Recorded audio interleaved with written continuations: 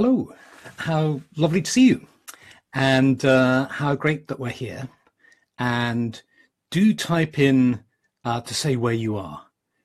A, so I know that I'm not talking to nobody, to use a double negative, and B, so that I can we can start to see each other gradually, this lovely network of people around the world starting to build. So if you type in where you're from as well, Louisville, and Richard Davis, hello there, Richard, and Heather, great Los Angeles. So gradually type in where you're from. And that's a way, really, isn't it, of introducing yourself into the group. This is what we do when we gather together in a group. You say, hi, I'm John from Kentucky, and I'm Louise from Louisiana. So, and while you're doing that, and I glance at it every so often and see new faces and old faces there, which is great. From the land of the Moomins, Finland, how wonderful. North Texas, Nova Scotia, Merseyside, Saskatchewan, lovely. And British Columbia, that's great.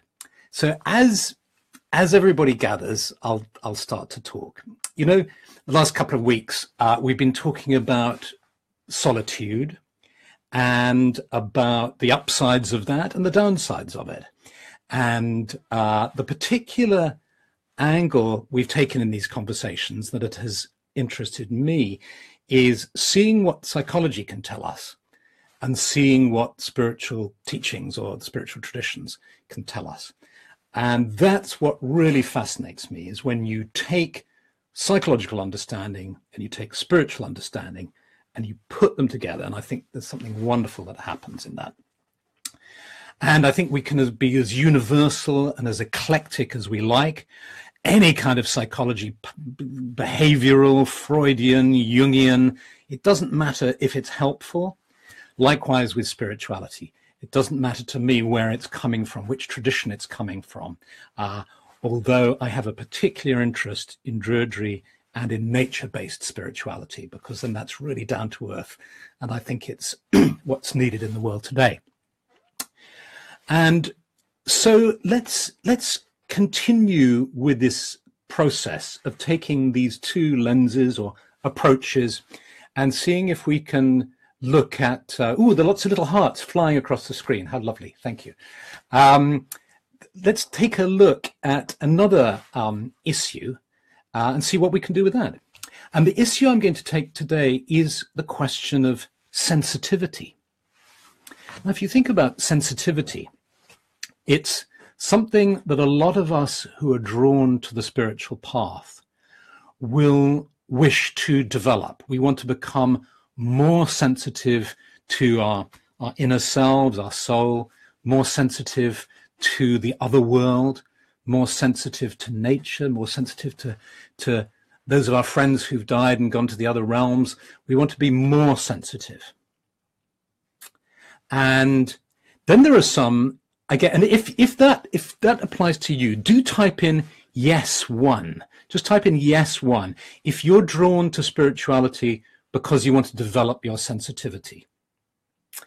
And if you type yes one in, you'll see why I'm asking for the one afterwards in a minute. And it'll be really interesting to see. Yes one, says Apana Talwalker. And yes, Rebecca Boardman's ahead of me here. Okay, so we're getting yes ones coming in. Yes ones. We want to, I certainly have been drawn to spirituality because I want to be more sensitive to the subtle realms and to subtle energies and so on.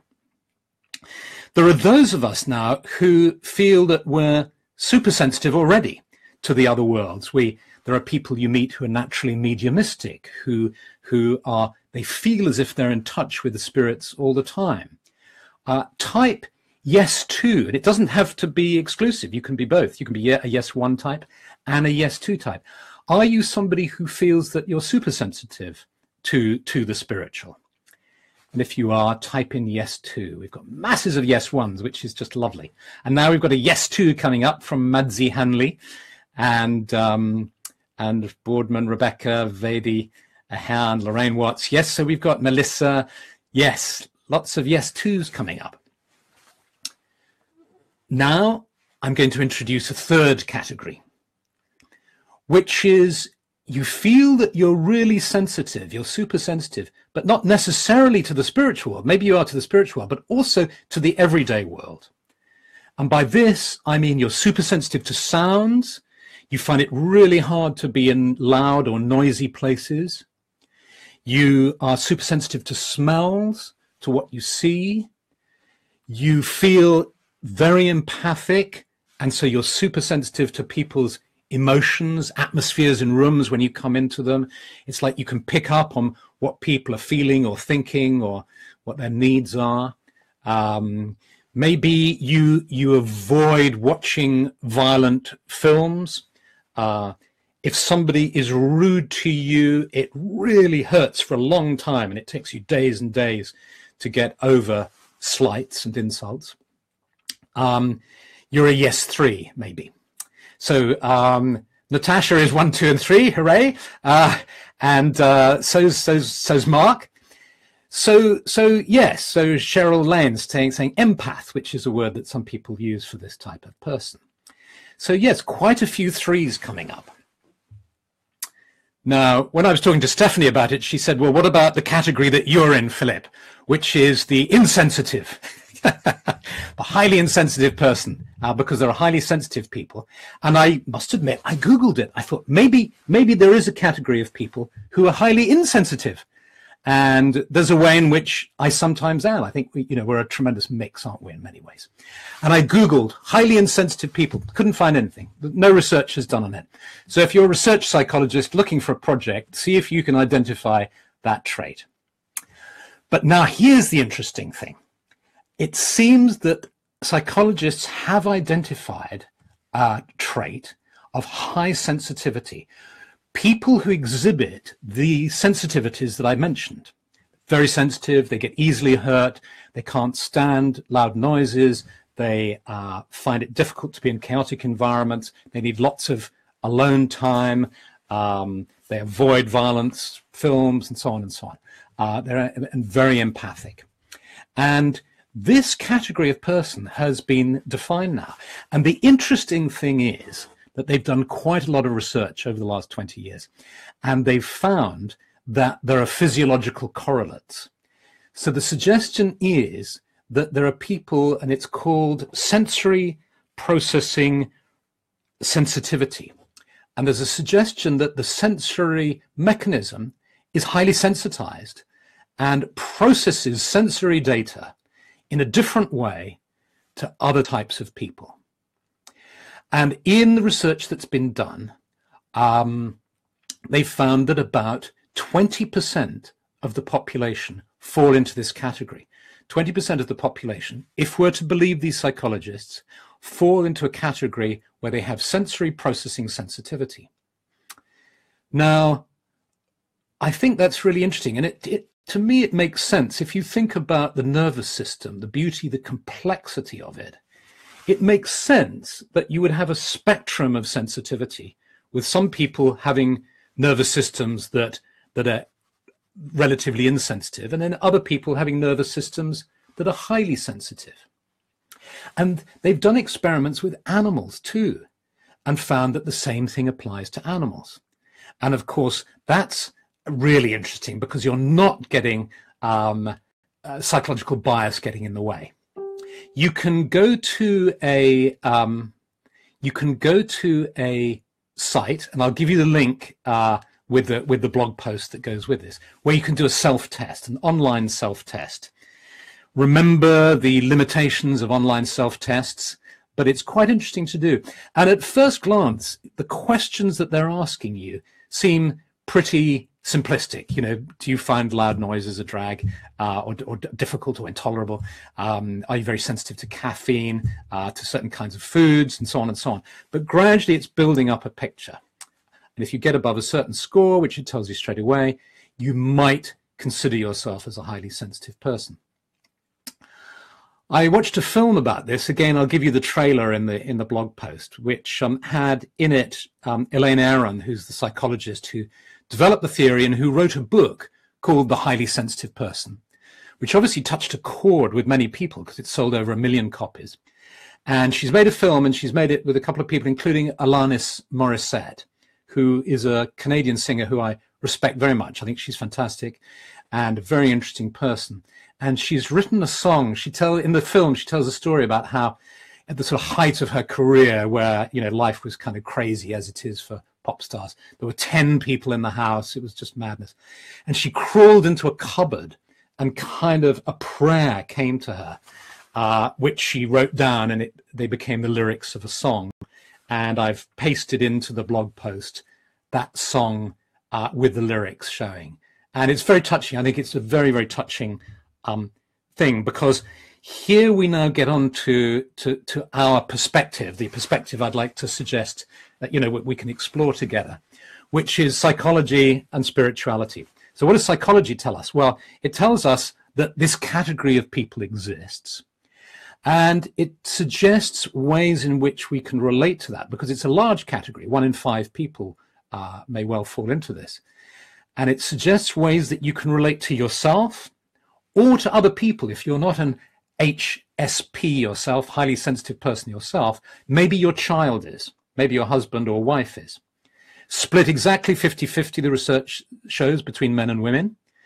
It's not as simple as introverts being HSPs and extroverts not, because about 30% of HSPs are extroverted. So it seems to be a cluster in itself, a trait in itself. And one of the biggest, I think, helps that I understand that psychology can provide is reframing this, is not seeing yourself as abnormal. You know, reframing is a fantastic tool in psychology, where you know, so much of the way we feel and think is governed by how we think about something. If we change the way we frame it, the perspective that we're looking at it from, everything changes, as it does when we change perspective. And so, number one, you don't tell yourself that you or your kid or partner is abnormal. It's not abnormal. It's very common. It's not a failing. It's not a weakness. It's actually something that brings with it, with this sensitivity, comes aesthetic appreciation, comes creativity, the potential for great creativity. And like every character type, you just need to recognize that it's your character type. And then, if necessary, adjust your lifestyle, the way you live your life accordingly, which is what Alanis Morissette in the film explains that she's done. And so this reframing is hugely important. And for that reason, I've also popped in the blog post a TED talk by a woman who identifies as highly sensitive. And she talks about it, and then talks about how you can best relate to the world and to yourself. Okay, that's the psychological. Now for the spiritual angle on it. What would spirituality say? What would that perspective say to us? Well, the first thing it says is, and now I've completely gone blank. My mind's got a complete blank. I've been thinking about this all day and working on it. Let me consult my notes. Yes, of course. Highly sensitive people also are drawn to spirituality. My point at the beginning is that some of us are drawn to increase our sensitivity, but many of us are drawn to spirituality because we're already sensitive. We already have a different point of view about life. And so the tools of spiritual tradition, which are retreats and meditation, an appreciation of silence, of depth, become huge allies for the highly sensitive person. One of the characteristics of an HSP that I haven't mentioned is their depth of processing. It seems that they seem to take a long time processing information. So they have a longer reaction time. They have strong reactivity to stimulation, but they process the material for a long time. So they can appear to be people who are indecisive, or who take a long time to pitch in with their thoughts and feelings. So once you realize that, you can take these spiritual tools of retreats in particular and meditation and use them to your advantage. So retreats are don't have to be huge deals where you book up on a retreat and go off on one and take time out. You can give yourself mini retreats. Every time, in a way, you just close your eyes and let go of the stimulus of the outside world. You are, if you like, taking a micro retreat. Every time you meditate, you're taking a micro retreat. And you can give yourself a mini retreat of just an hour or two at home, where you close the door in your room, or you just tuck yourself under the duvet and go into the darkness and just reconnect with your inner self. But you can also, of course, use the technique of meditation to regain that strength. And so now I'm going to suggest that we meditate together. And let's do one that is, I think, helpful if you are feeling highly sensitive, or if you have identified yourself as a highly sensitive person. But of course, we're all sensitive in different ways and in different levels. And so I think it can benefit all of us. And so if it feels okay to you, it might be easier for you to close your eyes, but you don't have to. And you also don't have to do the meditation now. You can just listen if you like and do it a little bit later when you want to do when you want to do it. But just let's start to connect with ourselves, and knowing that although we are just sitting in front of our computer, which might be in Berlin or in Brazil or in New Zealand, that somehow we're all connected in this big community together, which can give a feeling of strength and solidarity. But now we're just becoming aware of ourselves. And find yourself just in the most beautiful surroundings. For many of us, we will be familiar with going into the sacred grove. But you don't have to do this. If the sacred grove is a good and important place for you, then go into the sacred grove, or sense yourself in the sacred grove. But you might be sitting on a beach, you might be sitting in a field, you might be in your garden, you might even be sitting in your sitting room, sitting where you are. But just allow yourself to come to feeling yourself, and then becoming aware of the earth beneath you. And you can feel the earth or smell the earth. And you sense the stability and the solidity of the earth, bringing you a sense of connection, of groundedness.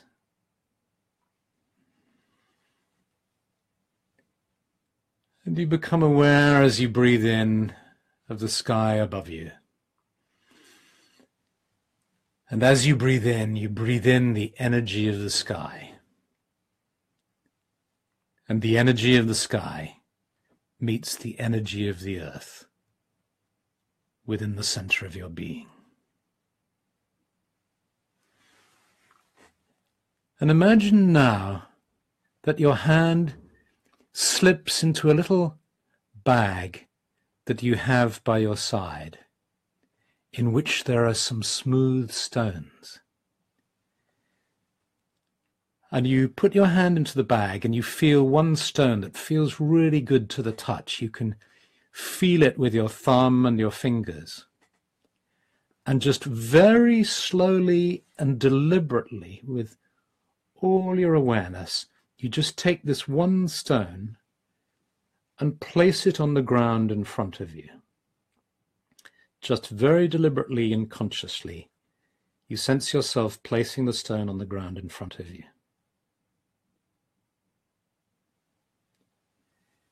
You bring your hand back into the bag and you take a second stone. You move your hand forward and then you just swing your hand around, right the way around, and you place the stone on the ground behind you. Move your hand back and just become aware of the stone behind you and the stone in front of you.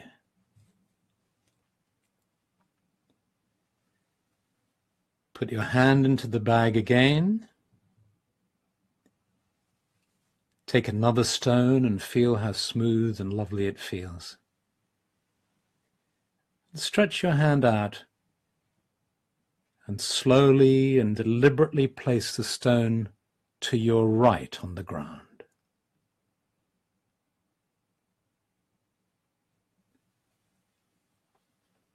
Move your hand back. Sense the 3 stones now. And then choose a 4th stone in the bag with your hand. Feel it smooth to the touch. And place it to the left of you on the ground, consciously and deliberately.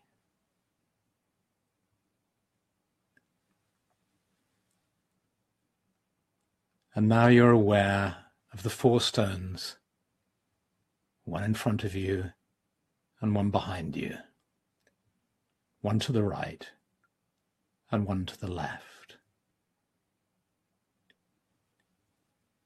And now in your own time, place another 4 stones in between each of those stones, one by one, so you end up sitting in a circle of 8 stones. So just pick one and place it between 2 of them and then go around.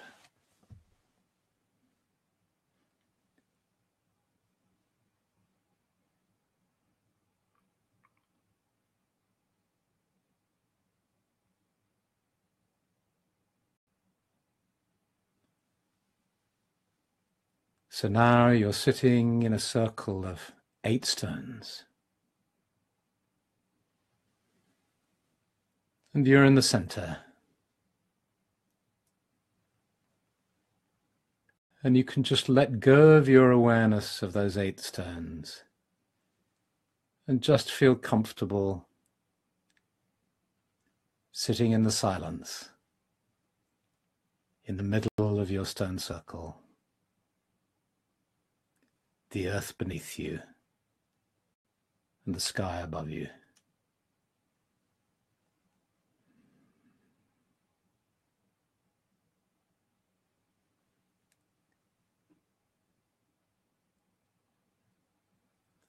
And you feel blessed by the earth and by the sky. And knowing that you can make this little circle of stones at any time, wherever you are. Knowing that you can gather a little bag of 8 stones and carry them with you if you wish. You finish the meditation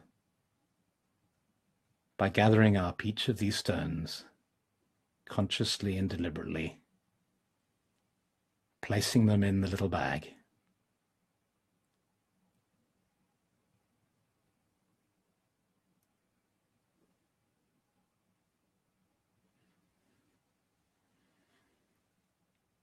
And then you put the palms of your hands on the earth and sense a blessing on the earth, a blessing on the land, a blessing on our lives. And you move your hands up to your heart, both your palms of your hands up to your heart, and you feel the warmth coming from the palms of your hands flowing into your heart. And then slowly, feeling fully present here and now, you open your eyes.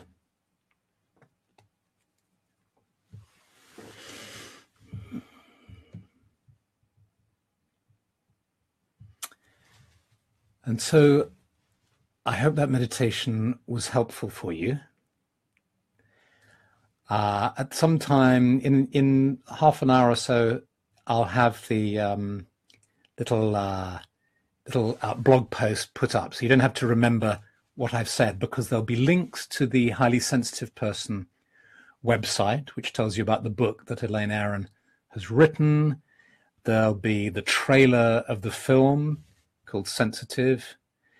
There'll be the music of Alanis Morissette, which is rather nice to listen to as a meditation, actually.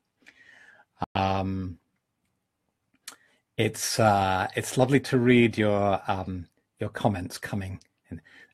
Maria Lyon says, the depth of the dark side of highly sensitive person is also the door to spirituality. And that's a very good point, because of course, with highly sensitive people, there are all sorts of positives and benefits, but it can also make living in the world very difficult. There's a fantastic quote that's on the blog as well from Krishnamurti, who says, I can't find it now, that to be well adjusted in this world cannot be considered a sign of health, basically. It's a very strange and difficult world we live in. So being highly sensitive brings with it challenges, which is what I believe Marie-Line was referring to. And thank you for sending these quotes, and thank you for sending these little hearts that are flying and little smiley faces that are flying in across the room, across the screen there, which is lovely. I hope you see them too. I don't know if you can, but I see them. Lots of little thumbs and hearts and all the rest of it. All set up for another day. Thank you from Emerald, Australia. That's lovely. Here, it's very different to Australia right now. It's very, very cold with little bits of snow falling in Sussex and London. So Iwan is saying, to be honest, I just want to turn off for a couple of days. And that's I think what I was saying about micro retreats. Think about micro retreats, mini retreats, and then longer retreats. You can have a micro retreat virtually at any time just by going inside and creating conditions. And that's essentially what that meditation was doing. It was just a way of helping you have a sense of boundaries, because boundaries are an issue if you're sensitive. People talk about, don't they, he's got one less skin, or people talk about being thick-skinned or thin-skinned. Oh, she's very thin-skinned. And that's a bit how that sensitivity can feel, is that you've got one skin too few. And so meditations that work with a sense of developing your boundary, whether that's using a wand, casting circles, creating a stone circle, as we did in that meditation, they all help you to feel safe and to have a sense of boundaries. So I'm going to fill up this enormous cup with some tea, some more tea, and I'm then going to post up the blog so you can see the links, and I'm going to read your comments. And I'd be really interested to know how you experienced the meditation, and whether you have any experiences, any insights yourself, or experiences from either the psychological perspective or the spiritual perspective on this whole issue of sensitivity. And I think as well is if you don't identify as a highly sensitive person, if the stats are right, then 4 out of 5 people who are watching won't feel highly sensitive. It's important that because I don't think I am a highly sensitive person. I feel I'm sensitive, but not highly sensitive.